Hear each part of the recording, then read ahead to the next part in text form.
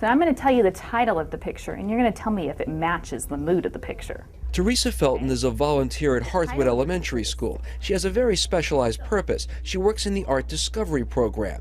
It's a way of helping young students learn and have access to the world of art. The experience is very much like this piece of artwork created by French painter Henri Matisse. It's open and creative. Today we learned about how Henri Matisse cut his paper and created his art with his paper, a collage.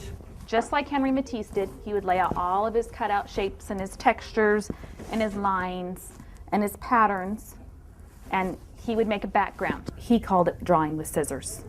And so then he would cut out his shapes, his textures, and his patterns and everything with all of his pieces of paper. He'd lay them into place and then create his focal point. And then, fresh with some of the greatest artwork in their young minds, Felton had the students try to make their own collages. They cut out their backgrounds, they made backgrounds, and they cut out abstract guitars, and then they pasted it all together in layers, which was then turned out to be a collage like Henri Matisse would make. The students' artwork doesn't conform to strict requirements or standards, but the volunteers who guide them follow comprehensive guidelines set up by the state and materials developed over the many years this program has been in place.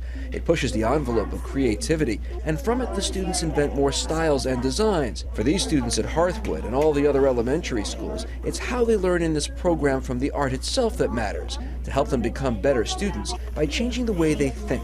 Students like 5th grader John Fries get the picture literally and figuratively. I really like it. I think it's really fun. I like this class because it's helping me draw from picturing it, not with it not really being there. I can just picture it and draw it better. See? Creative.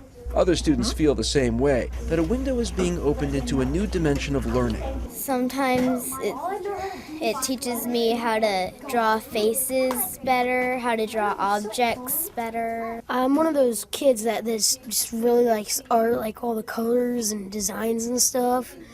And so art class is just kind of like a break from school.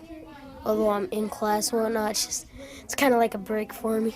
One of the founders of the Art Discovery Program is Sharon Springer. She started it 20 years ago with the idea of challenging young minds from kindergarten through 5th grade to think about art as a tool, to use it in learning other subjects. The kids learn all kinds of history and all kinds of things. It's learning exercise, and the finished products are wonderful. They've been coming out great the more the kids learn about these basic elements and principles, but we go through the back door. We concentrate more on overall learning rather than how to draw perfectly or how to paint perfectly, but you can see the progress as they go through the grade levels. The program has seen tremendous growth. What started in 16 schools is now in every school in the Evergreen District. To this day, Springer is the only paid staff member. The backbone of the program is the more than 360 volunteers who come into the classroom learning about art themselves and teaching where it otherwise would not be offered to the students in the district's elementary schools. This program opens up the world to adults as well as kids. Adults like Felton at Hearthwood and Gina Lint at Sifton Elementary.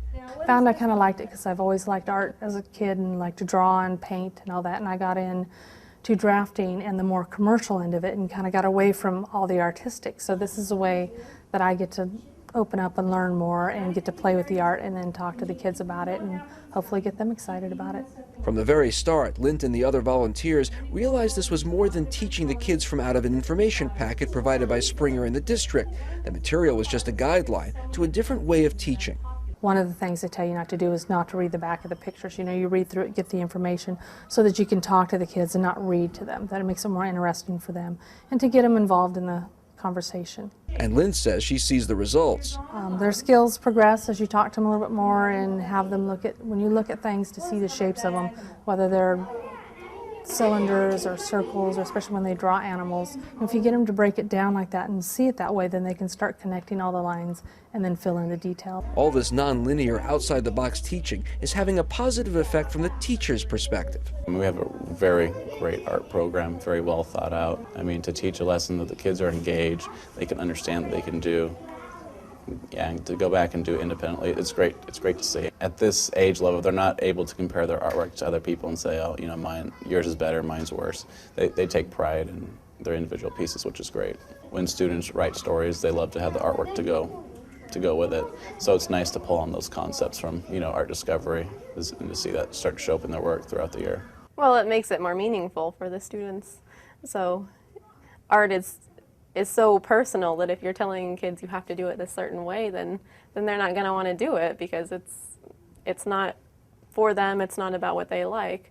So to teach art where you're saying, okay, here's an example of what we're going to be looking at, what we're going to be focusing on, and then you take it and make it however you want in your own way, the kids just, they thrive on it. Yeah. Are we supposed to trace it out first? You can trace it out, you can freeform cut it. For each student, the art discovery class is available once or twice a month, but it's not the artwork itself that is key, but the process that leads up to it, the art of learning, where the art itself is proof of that process. To me, the artwork is fun and play. It's nice that they learn the techniques. They're observing things in other artworks that they're learning and using in their own work. But the quality of artwork wasn't the reason we did this. We wanted to stretch their brains and make them exercise their brains, and that's what we're doing, because art teaches kids how to think. When you know how to think, you'll do better in math, science, social studies, every area. It really is brain push-ups. I think sometimes when you're just allowed to creatively think, it sort of opens you up to creatively thinking in your own daily life. To realize that not everything is black and white, and not everybody follows the same line. We don't all like the same stuff. It allows them to be individuals. And to be students with a new perspective on art and the world in which they live, with the help and guidance of many adult volunteers. By the end of a school year, they will be an expert. I'll see little points of things that we've talked about with the kids in some of the artwork that they've done. I'll see they made a point to emphasize that with the kids, because I can see it in every picture that's hanging on that wall. I love this program with all my heart. It just gives the impression of something real. Okay. Background